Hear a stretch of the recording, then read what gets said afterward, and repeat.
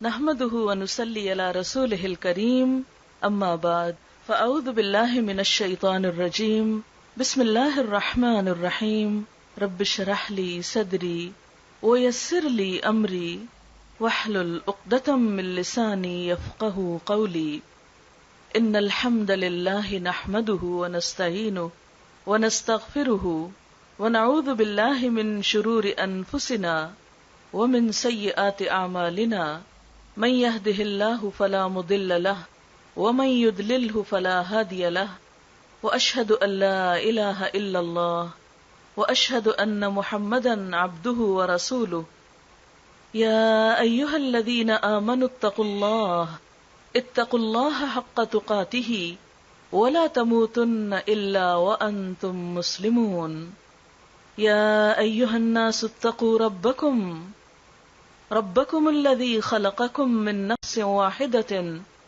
وخلق منها زوجها وبث منهما رجالا كثيرا ونساء واتقوا الله الذي تساءلون به والأرحام إن الله كان عليكم رقيبا يا أيها الذين آمنوا اتقوا الله وقولوا قولا سديدا يصلح لكم أعمالكم ويغفر لكم ذنوبكم ومن يطع الله ورسوله فقد فاز فوزا عظيما وقال رسول الله صلى الله عليه وسلم والله إني لأخشاكم لله وأتقاكم له ولكني أصوم وأفطر وأتزوج النساء وأرقد وأتزوج النساء فمن رغب عن سنتي فليس مني۔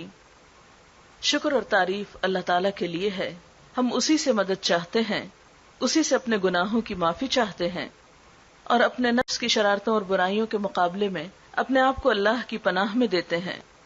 حقیقت یہ ہے کہ جس کو وہ سیدھا راستہ دکھائے اسے کوئی بھٹکا نہیں سکتا، اور جس کو وہ بھٹکا دے اسے کوئی سیدھے راستے پہ لا نہیں سکتا، اور میں گواہی دیتا ہوں کہ اللہ کے سوا کوئی معبود نہیں، اور یہ کہ محمد صلی اللہ علیہ وسلم اللہ کے بندے اور اس کے رسول ہیں۔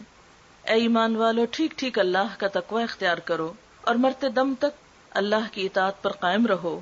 اے لوگو، اپنے رب کے غضب سے ڈرو، جس نے تمہیں ایک جان سے پیدا کیا، اسی سے اس کا جوڑا بنایا، پھر ان دونوں سے بہت سے مرد اور عورتیں پھیلا دیے۔ اس پالنے والے اللہ کی ناراضگی سے بچتے رہنا، جس کا واسطہ دے کر تم ایک دوسرے سے اپنے حقوق مانگتے ہو، اور رشتہ داروں کے حقوق کا پاس اور لحاظ رکھو۔ یقین جانو وہ تمہاری نگرانی کر رہا ہے۔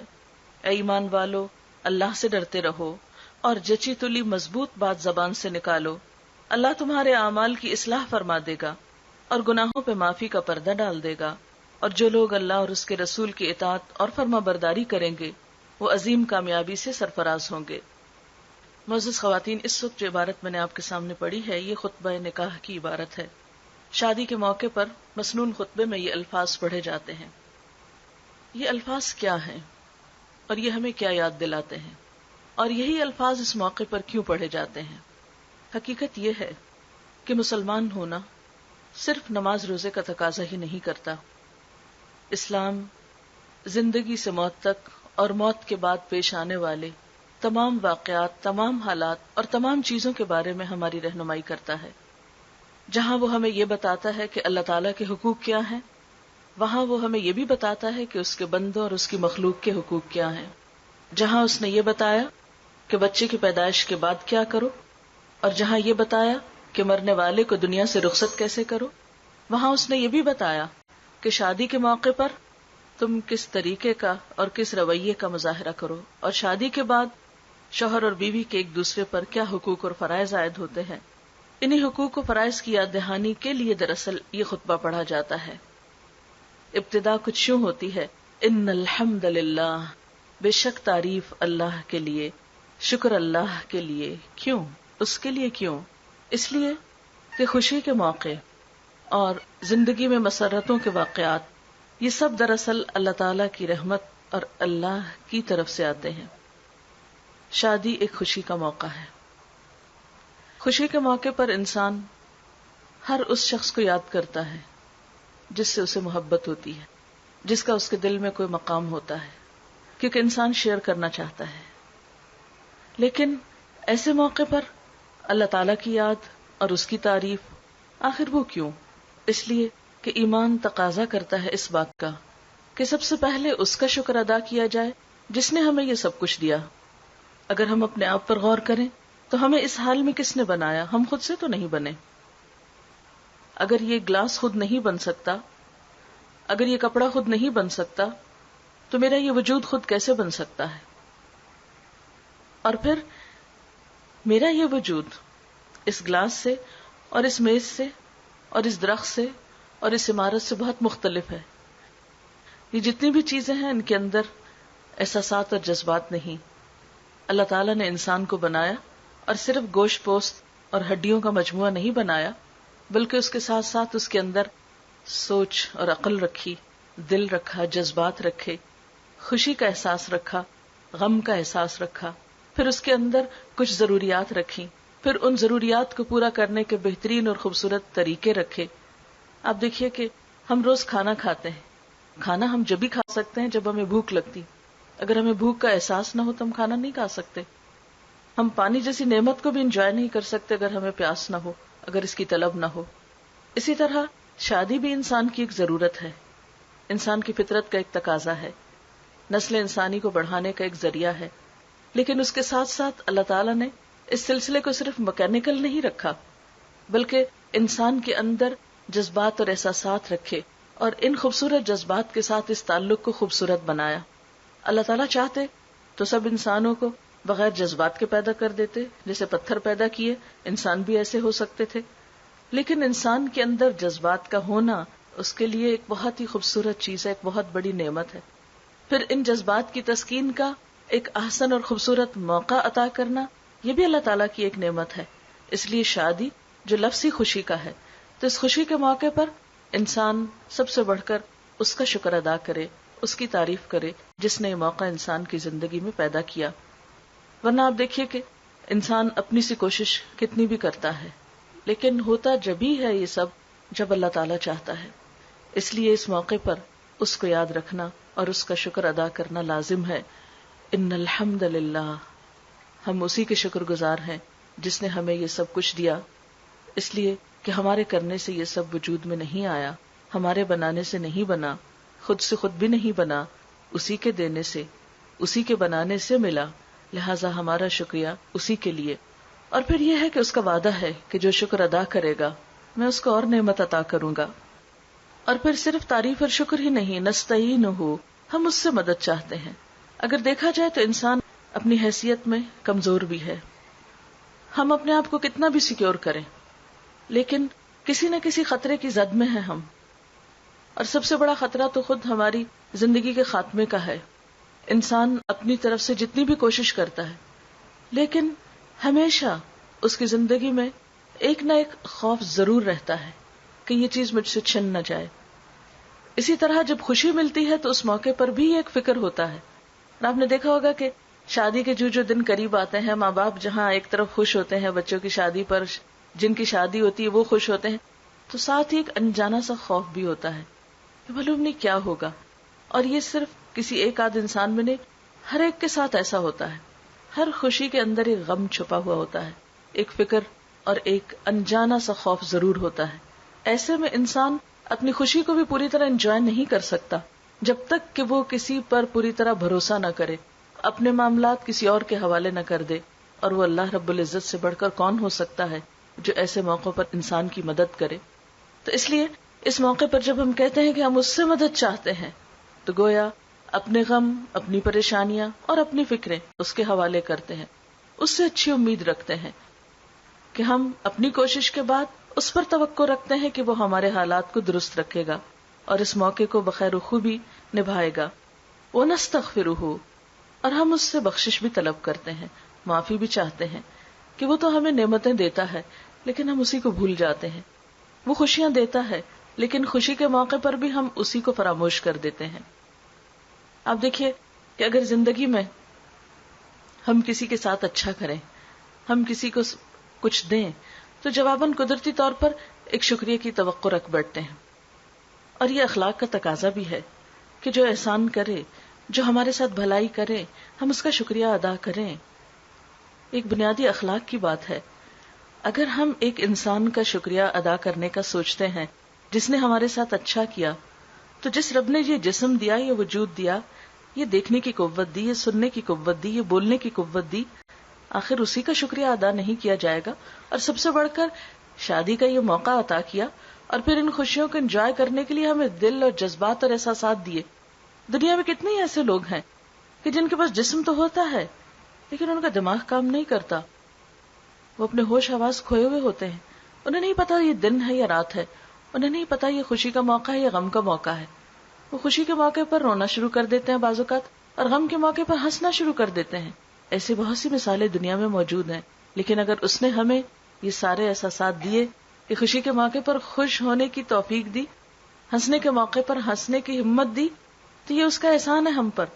اس میں ہمارا اپنا کوئی کمال نہیں، ایک لمحے کی دیر ہو سکتی ہے کہ ہمارا دل حرکت کرنا بند کر دے اور یہ سارے احساسات ختم ہو کر رہ جائیں۔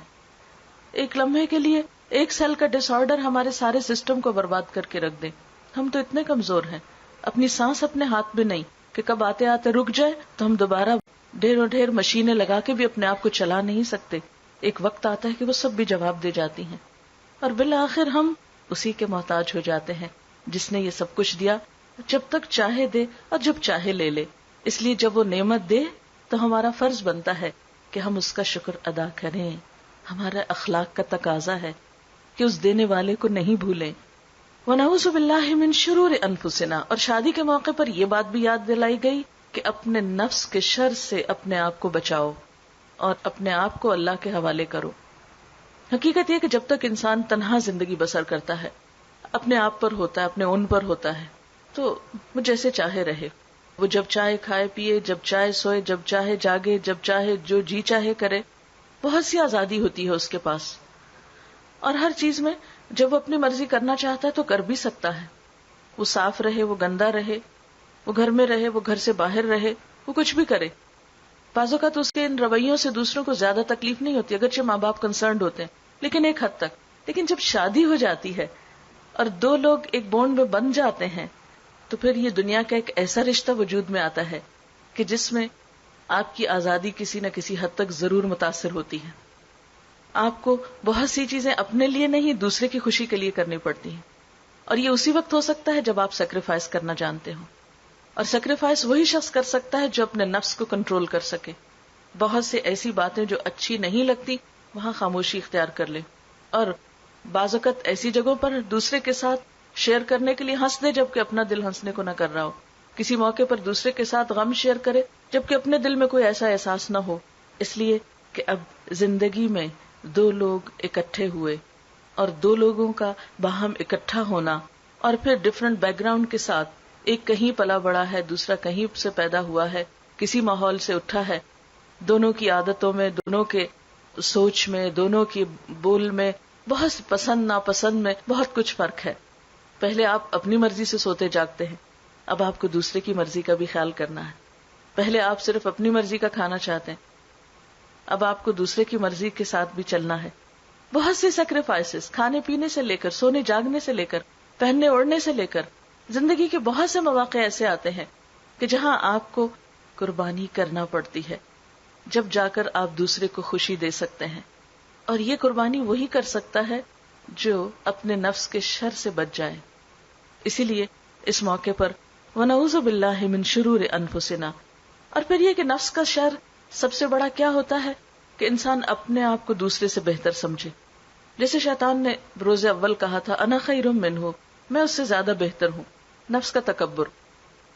جو شوہر اور بیوی ایک دوسرے کے ساتھ مل کر چلتے ہیں تو پھر باہم ایک دوسرے کے ساتھ ایک دوسرے کی رعایت رکھنی چاہیے، اور اگر دونوں اس احساس میں جی رہے ہیں کہ میں اس سے اچھا ہوں، دوسرا سمجھتا ہے میں اس سے اچھا ہوں، تو پھر حقیقت میں کوئی بھی اچھا نہیں، کیونکہ اگر آپ صرف اس بات کو پروو کرنے میں لگے ہوئے کہ میں دوسرے سے زیادہ بہتر ہوں اور اپنی ہی بڑائی جتانے میں لگے ہوئے ہیں، تو اس تعلق میں اور اس رشتے میں کوئی خیر نہیں۔ اس لیے ایسے موقع پر نفس کا شر یہ کہ انسان دوسرے کے مقابلے میں عاجزی کا رویہ اختیار کرے۔ نبی صلی اللہ علیہ وسلم نے فرمایا کہ قیامت کے دن وہ لوگ میرے قریب ہوں گے کہ جن کے اندر عاجزی ہوگی، جو اپنے عاجزی سے کندھے جھکانے والے ہوں گے، دوسروں کے لیے نرم ہوں گے، جو محبت کرنے والے ہوں گے اور لوگ ان سے محبت کرتے ہوں گے. اس شخص میں کوئی خیر نہیں جس کے اندر محبت نہیں، جو محبت دینا نہیں جانتا، جو محبت لینا نہیں جانتا. اس لیے کہ محبت وہ خوبصورت تعلق ہے انسانوں کے بیچ میں جس سے زندگی میں خوشیاں آتی ہیں. اور یاد رکھیے، جب تک آپ دیتے نہیں آپ پا نہیں سکتے، آپ اس کو انجوائے بھی نہیں کر سکتے. اور شوہر اور بیوی کا تعلق تو ہے ہی بہت حد تک محبت پر قائم، کیونکہ آپ صلی اللہ علیہ وسلم نے فرمایا دو محبت کرنے والوں کے لیے نکاح سے بہتر کوئی چیز نہیں پائی گئی. اور اگر یہ رشتہ جو محبتیں پیدا کرتا ہے اور محبت کی بنا پر ہو تو اس محبت کو قائم بھی رہنا چاہیے. اور یہ محبت محض جذباتی محبت نہیں، اس سے آگے بڑھ کر گہری انسانی ہمدردی پر مبنی محبت ہونی چاہیے جس میں ایک دوسرے کے دکھ درد کا گہرا احساس بھی موجود ہو. تو اس لیے اس موقع پر یہ دعا مانگی گئی کہ یا اللہ، ہم اپنے نفس کے شر سے اپنے آپ کو بچا کر تیرے سپرد کرتے ہیں، تو ہمیں سیدھے رستے پر لگا اور ہم سے وہ کام لے جس سے تو راضی ہو جائے اور جس سے تیرے بندوں کو خیر و بھلائی پہنچے. پھر اس کے بعد ہم دیکھتے ہیں کہ اس خطبے میں کلمہ شہادت ہے کہ اس موقع پر انسان پھر اس بات کو یاد رکھتا ہے کہ میں اپنے بنانے والے، اپنے خالق، اپنے رازق کو اپنا رازق مانتا ہوں اور اسی کو عبادت کے لائق سمجھتا ہوں. اور اسی طرح محمد صلی اللہ علیہ وسلم کے رسول ماننے کو بھی اس موقع پر دہرایا جاتا ہے کہ میں اپنی عملی زندگی کے بارے میں ان سے رہنمائی لوں گا. یہ بات ایک ہسٹوریکل فیکٹ ہے کہ آپ صلی اللہ علیہ وسلم دنیا کے کامیاب ترین انسان تھے. جب بھی ہم کامیابی کی باتیں پڑھتے ہیں تو مختلف لوگوں کی بایوگرافیز وغیرہ پڑھتے ہیں، یہ دیکھتے ہیں کہ اچھا فلاں شخص نے کامیاب زندگی کیسے گزاری. ہر شخص کے اندر ایک شوق ہوتا ہے کہ میں بھی ایک اچھی زندگی گزاروں، ایک کامیاب زندگی گزاروں. تو اگر آپ صلی اللہ علیہ وسلم کے بارے میں یہ سمجھا جاتا ہے کہ آپ ایک کامیاب انسان تھے تو پھر ان سے رہنمائی حاصل کرنا اور اپنی زندگی کو ان کے بتائے ہوئے طریقوں پر گزارنا ہی کامیابی کا راز ہو سکتا ہے. اس لیے خاص طور پر اس موقع پر ان دو باتوں کو پھر دہرایا جاتا ہے. ایمان کی تجدید ہوتی ہے اور اس کا اقرار کیا جاتا ہے تاکہ انسان اپنی آئندہ زندگی میں ایک دوسرے کا بندہ بن کر نہ رہ جائے بلکہ جس کا بندہ ہے اسی کا بندہ بنے اور اپنی زندگی کو انہی کی رہنمائی میں بسر کرے. پھر ہم دیکھتے ہیں کہ 3 آیات ہیں اور تینوں آیات میں 4 دفعہ اللہ کے تقوی کا حکم ہے. اے لوگو جو ایمان لائے ہو، اللہ سے ڈرو جیسا ڈرنا چاہیے، اور تمہیں موت نہ آئے مگر یہ کہ تم مسلمان ہو، اللہ کے اطاعت گزار ہو. شادی کے موقع پر بار بار اس بات کی نصیحت کہ خدا کا خوف کرو، اللہ سے ڈرو. ہاں، اس لیے کہ انسانی تعلقات اس وقت تک درست نہیں ہو سکتے جب تک انسانوں کے اندر خدا کا خوف نہ ہو، اپنے سے بڑی ایک ہستی کا ڈر نہ ہو دل میں کہ وہ ہمیں پوچھے گا اور وہ ہمیں پکڑنے پر پوری طرح قادر ہے. عموماً ہم سمجھتے ہیں جب ہم میں سے مثلاً شادی کے بعد شوہر اور بیوی دونوں میں سے کوئی ایک دوسرے پر زبردستی کر سکتا ہے تو بعض اوقات ہم سمجھتے ہیں کہ ہم دوسرے پر دھونس دھاندلی کر کے اور اپنا روب جما کے اپنا کام نکلوا سکتے ہیں یا زبردستی کام لے سکتے ہیں. یہ بعض اوقات تعلقات کی خرابی میں دیکھا گیا ہے کہ دونوں ایک دوسرے پر الزام تراشی کرتے ہیں یا ایک دوسرے پر جھوٹی تہمت لگاتے ہیں یا ایک دوسرے کو پریشان کرتے ہیں یا ایک دوسرے کے ساتھ خیانت کرتے ہیں اور وفاداری نہیں برتتے.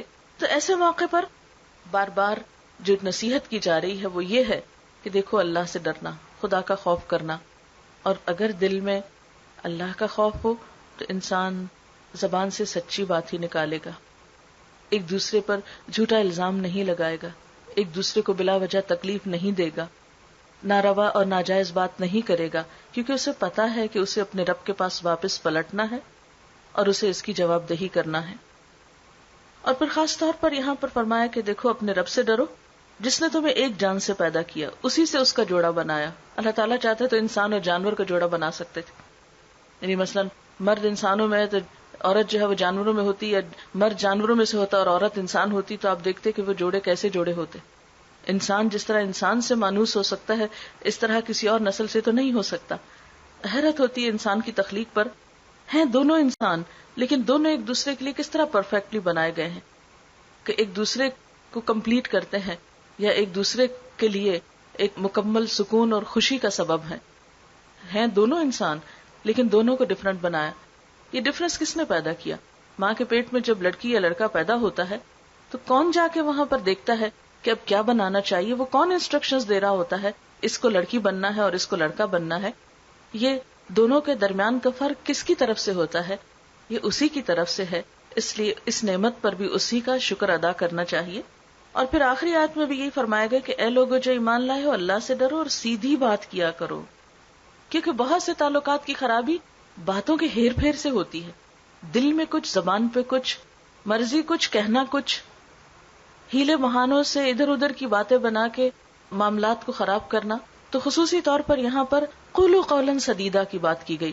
قولا سدید عربی زبان میں اس بات کو کہتے ہیں جس میں نہ تو مبالغہ رائی ہو، یعنی نہ اس کو حد سے بڑھایا گیا ہو اور نہ ہی حد سے گھٹایا گیا ہو، جو بات جتنی ہو جیسی ہو ویسی ہی کی جائے.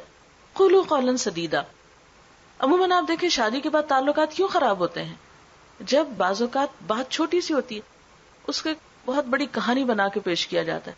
بعض اوقات کسی کی اچھی بات کو بھی الٹے معنی دیے جاتے ہیں، بعض اوقات کسی کی بری بات کو کچھ اور ہی رنگ دے دیا جاتا ہے. تو جس کے دل میں خدا کا خوف اور وہ ایک کی بات دوسرے تک پہنچانے میں پوری امانت سے کام لے، آنےسٹلی ایک بات کو دوسرے تک پہنچائے، جہاں ضرورت ہو اتنی ہی بات کرے، فالتو بات نہ کرے، کسی کے اوپر الزام نہ لگائے، تو یہی چیز ہو سکتی ہے کہ جس سے انسان شادی کے بعد ایک خوشگوار زندگی بسر کر سکتا ہے.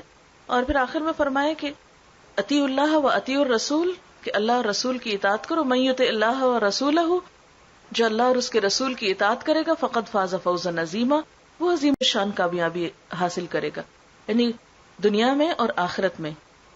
کیونکہ آخرت کا ذکر اس لیے کرنا ضروری ہے کہ ہر چیز کا جوڑا ہوتا ہے نا، جیسے دن کا جوڑا رات ہے، اندھیرے کا روشنی ہے، ہر چیز اگر آپ غور کریں تو پیئرز میں ہے. تو دنیا کا جوڑا بھی تو کوئی ہونا چاہیے نا. تو دنیا کا جوڑ جو ہے وہ آخرت ہے. یہ زندگی صرف ایک سائڈ کی نہیں، دوسری اس کا لازمی نتیجہ ہے. جیسے ہر بگننگ کا ایک اینڈ ہوتا ہے، تو اسی طرح اس لائف کا اینڈ صرف اس دنیا تک نہیں ہے. اس زندگی کے بعد دوسری زندگی، تو اس زندگی کی خوشی بھی جبھی ہو سکتی ہے جب انسان اللہ اور اس کے رسول کی بات کو اہمیت دے.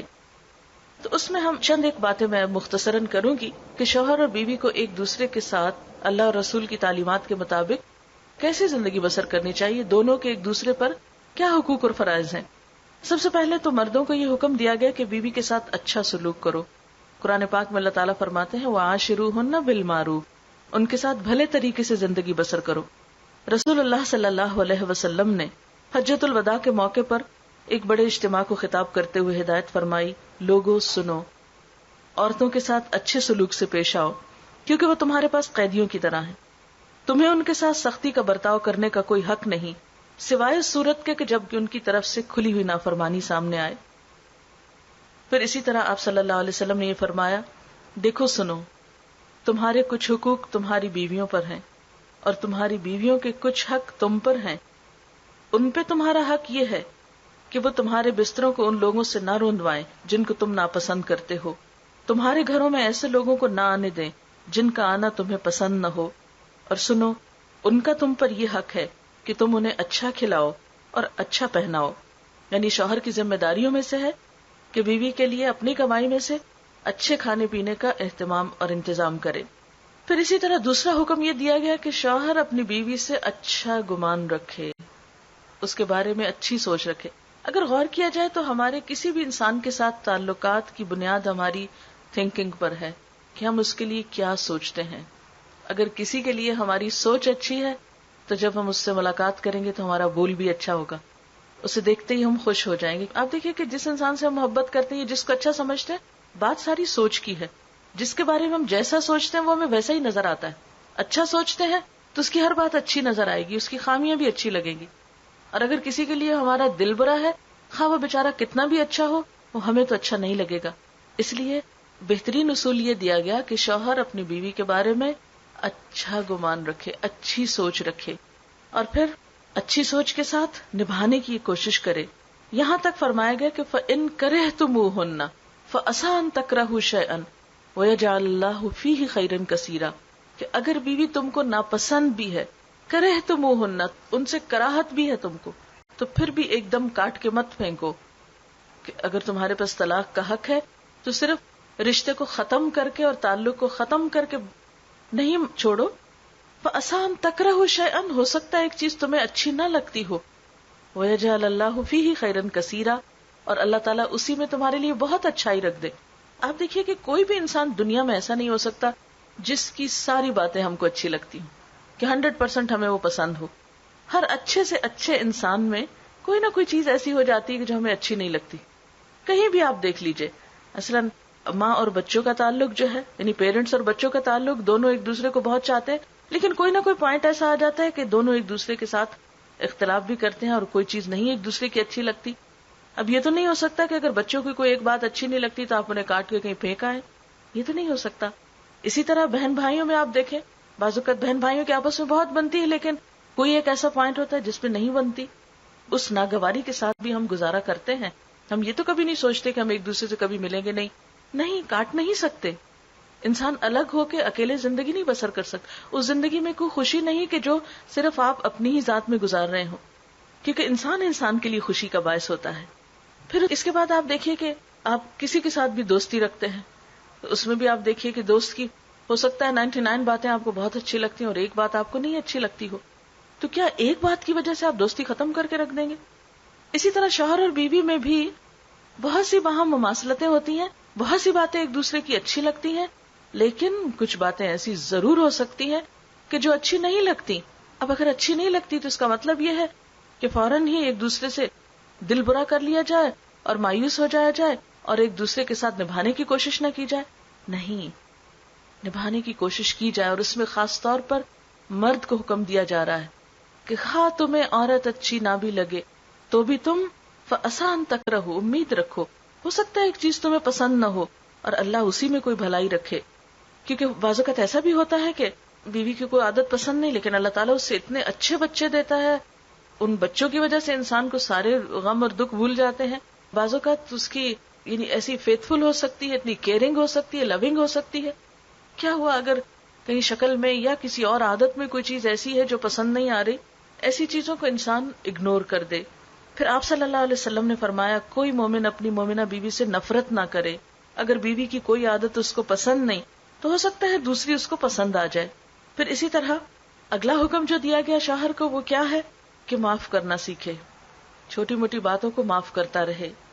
قرآن پاک میں اللہ تعالیٰ فرماتے ہیں یا ایھا الذین آمنوا ان من ازواجکم واولادکم عدوا لکم فاحذروہم وان تعفوا وتصفحوا وتغفروا فان اللہ غفور رحیم. اے لوگو جو ایمان لائے ہو، تمہاری بیویاں اور تمہارے بچے تمہارے دشمن ہو سکتے ہیں، ان سے احتیاط برتو، لیکن اگر تم معاف کر دو، درگزر کرو اور چشم پوشی سے کام لو، یعنی اگنور کر دو، تو یقین رکھو اللہ تعالیٰ بہت غفور الرحیم ہے. اب دیکھیے قرآن پاک میں معاف کرنے کے لیے 3 لفظ آتے ہیں اور وہ تینوں یہاں پر اکٹھے کر دیے گئے کہ اگر بیوی یا بچوں کی طرف سے دشمنی والا بھی رویہ سامنے آئے تو بھی کیا ہے، بدلہ لینے پہ نہ تل جاؤ، انتقام نہ لو، دل میں گرج نہیں پال لو، بلکہ کیا کرو، معاف کر دو. اسی میں خوشیاں ہیں. کیونکہ ہر انسان سے کوئی غلطی ہو جائے. اگر انسان ایک ایک غلطی چن چن کے اپنے رکھے کہ فلاں موقع پر ایسا کہا تھا، ایسا کیا تھا، یوں بیٹھے تھے، یوں کھڑے ہوئے تھے، یہ بولا تھا، وہ پوری لسٹ بنا کے زندگی میں ساتھ ساتھ رکھے تو گزارا نہیں ہو سکتا.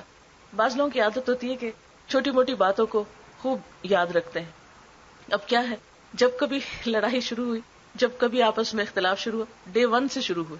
وہ شادی کے دن ہی ہوا تھا، پھر اگلے دن ہوا تھا، پھر وہ پوری جو لسٹ ہے وہ دہرائی جاتی، اور پھر جو جو زندگی گزرتی جاتی ہے وہ لسٹ لمبی ہوتی جاتی ہے، اور پچھلے سارے شکوے شکایات جو ہیں وہ ایک دوسرے سے کیے چلے جاتے ہیں. معاف کرنے کا مطلب یہ ہے، یہاں پر یہ جو لفظ آیا ہے عفو کا، اس کا مطلب ہے مٹا دینا، اور صفح کا لفظ یہ مطلب ہوتا ہے اس طرح مٹانا کہ کوئی نشان بھی باقی نہ رہے. یعنی ایسا معاف کرو کہ بس بھول جاؤ کہ کوئی بات کبھی ہوئی تھی. کبھی بھی کسی اختلاف میں پچھلی باتیں یاد نہ کرو، کیونکہ یہ بالکل ایسا ہی ہے کہ جیسے اگر کسی کو مثلا کوئی زخم ہو گیا تو جب زخم ہوتا ہے تو آپ کو اس کو ہیل ہونے کے لیے انتظار کرنا پڑتا ہے. اگر کوئی شخص ذرا سا ہیل ہونے لگے پھر اس کو اوپر سے پھر اسکریچ کر دے تو آپ دیکھیں گے کہ ساری زندگی بھی ہیل نہیں ہو سکتا. اس لیے ایسے موقع پر پچھلی باتیں بس مٹا دو، بھلا دو، گویا ہوئی نہیں تھی، اور وقتی جھگڑے کو نپٹو اور آگے چلو. اس لیے کہ انسان اگر ان چیزوں میں پڑ جائے تو پھر کوئی بھی شخص معاف کیے جانے کے قابل ہی نہیں، اس لیے کہ کوئی بھی فرشتہ نہیں، ہر انسان سے کمی بیشی ہو جاتی ہے.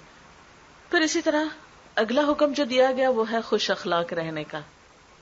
آپ صلی اللہ علیہ وسلم نے فرمایا مکمل ایمان والے وہ ہیں جو اپنے اخلاق میں سب سے اچھے ہوں، اور تم میں سب سے اچھے لوگ وہ ہیں جو اپنی بیویوں کے حق میں اچھے ہوں. یعنی سب سے اچھے انسان کی پہچان کیا بتائی گئی کہ جو بیوی کے لیے سب سے اچھا ہو. اور اس میں آپ دیکھیے کہ انسان عموماً باہر والوں کے ساتھ تو بہت اچھا ہوتا ہے اپنے کام کی جگہ پر، کیونکہ اس کی مجبوری ہے، اسے اچھا رہنا ہے. اگر بزنس کرتا ہے تو اپنے بزنس کو پروموٹ کرنے کے لیے اس کو اچھا ہونا ہے.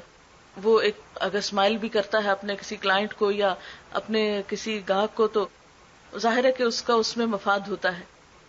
لیکن عموماً لوگ باہر سے مسکراتے ہوئے آتے ہیں اور گھر آتے ہی ان کی ساری اسمائل ختم ہو جاتی ہے. ان کی اسمائل بیوی کے لیے نہیں رہتی، وہاں آ کے سب ٹھپ ہو جاتا ہے.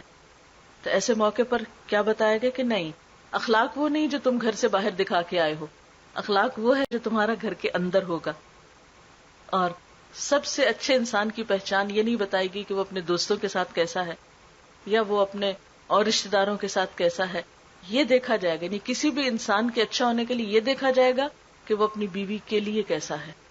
کیونکہ یہ وہ مقام ہے کہ جہاں انسان آ کر سارا غصہ نکالتا ہے یا سارے روب جھاڑتا ہے یا سب کچھ کہنے کا حق رکھتا ہے. اور خصوصاً ہمارے معاشرے میں یہ چیز بہت عام ہے کہ بیوی کو تو جو جی چاہے کہہ لو، لیکن نہیں، اجازت نہیں.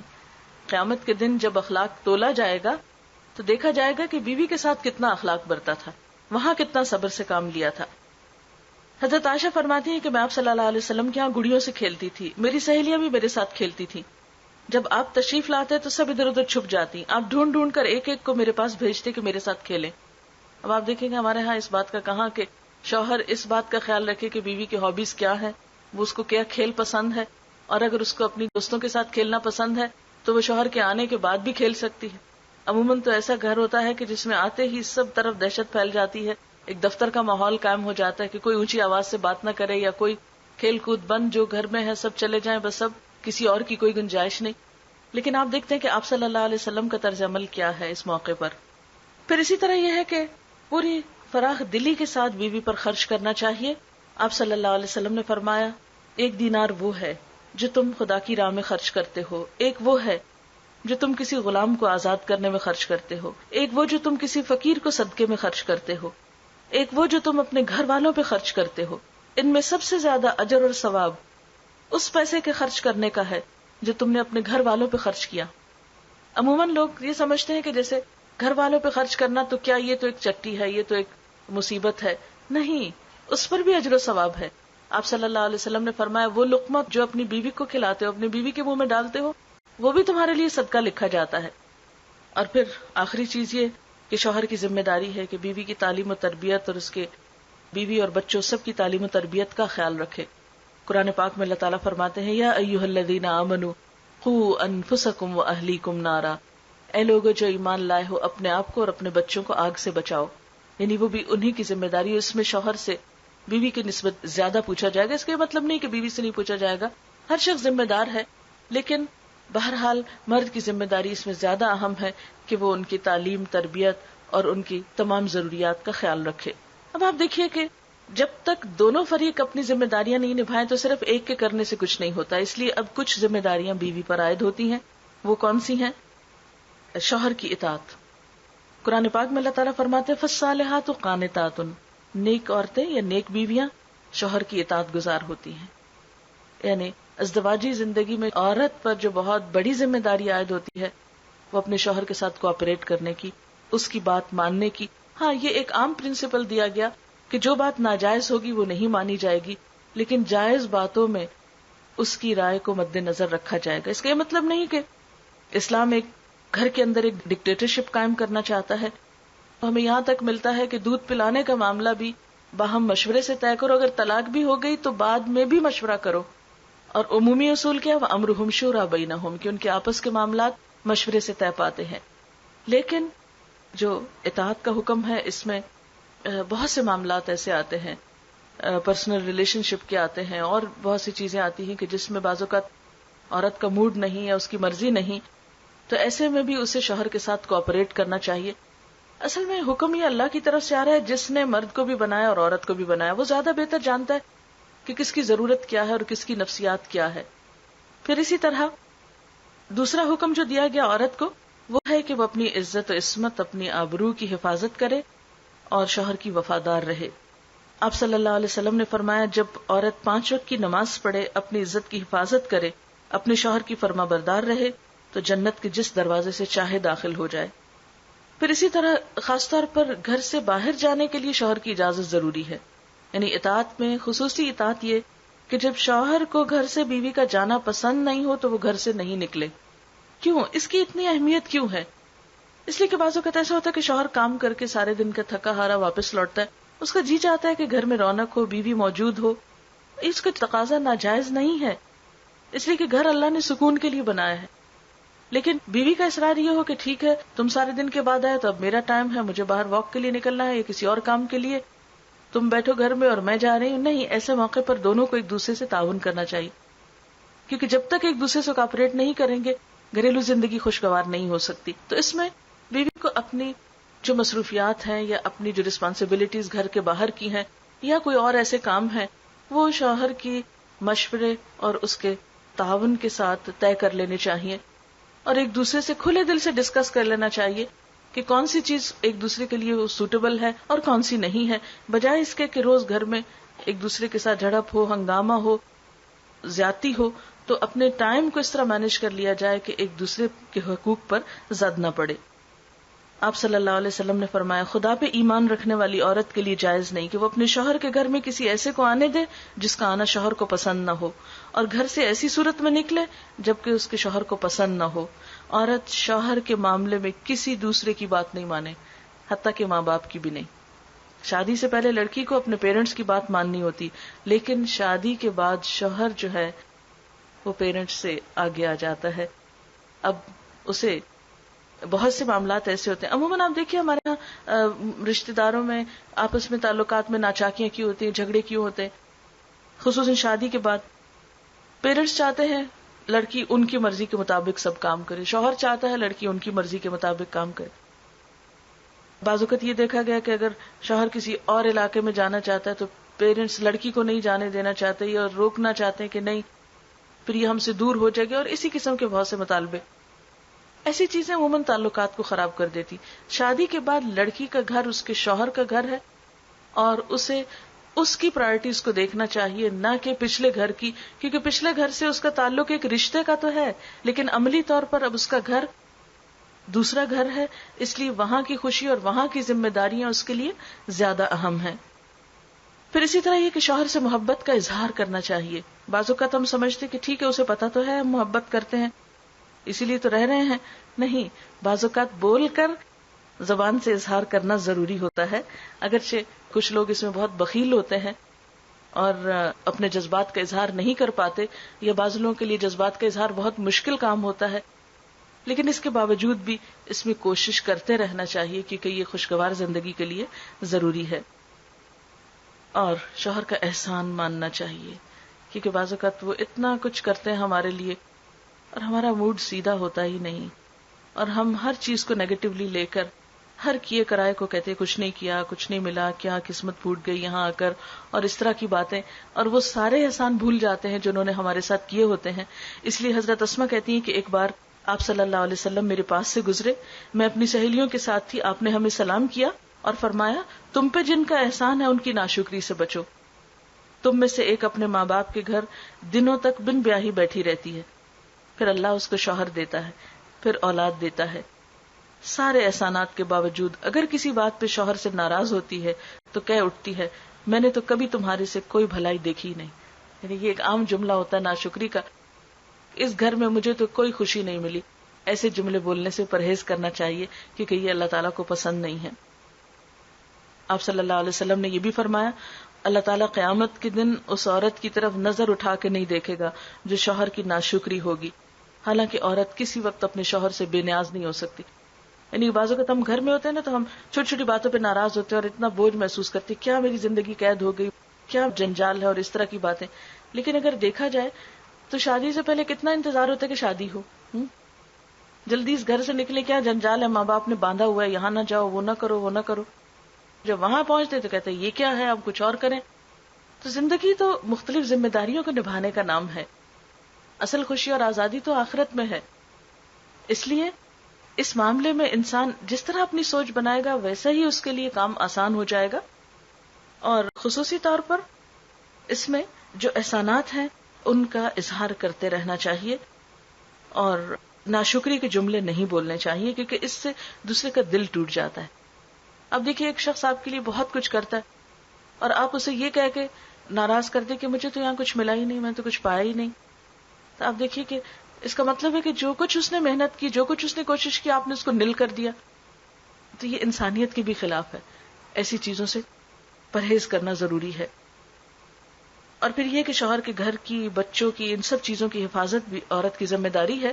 نبی صلی اللہ علیہ وسلم نے ایک اچھی عورت کی خوبیاں بیان کرتے ہوئے فرمایا، مومن کے لیے خوف خدا کے بعد سب سے زیادہ مفید اور باعث خیر نعمت، سب سے اچھی نعمت نیک بیوی ہے، کہ جب وہ اسے کسی کام کو کہے تو خوشی سے کرے، جب اس کی طرف دیکھے تو اس کو خوش کر دے.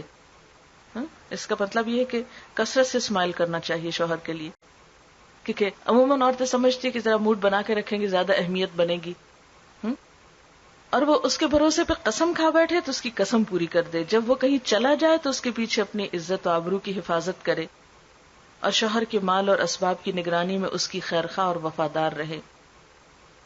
اور آخری بات یہ کہ صفائی، سلیقہ، آرائش، زیبائش، یہ سب چیزیں اگر شوہر کی نیت سے کی جائیں تو اس میں اجر ہی اجر ہے.